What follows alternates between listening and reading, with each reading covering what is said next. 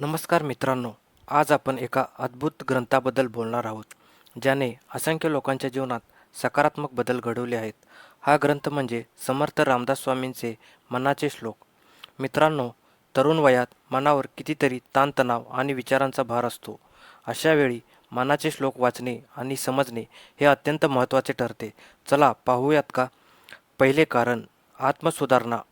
रामदास स्वामींनी सांगितले आहे की आपले मन जर सकारात्मक आणि शुद्ध असेल तर आपले जीवनही तसंच असेल.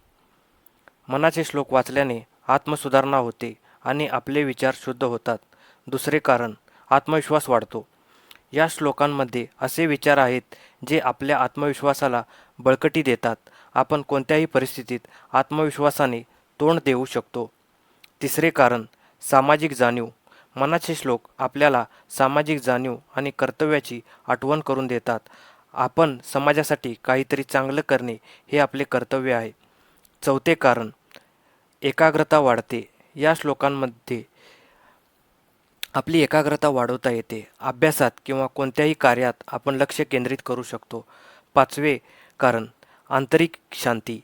मनाचे श्लोक वाचल्याने, त्यांच्या अर्थाला समजावून घेतल्याने आपल्याला आंतरिक शांती आणि आनंद मिळतो. तर मित्रांनो, आपण सगळे मिळून मनाचे श्लोक वाचूया आणि त्याचे महत्त्व समजावून घेऊया.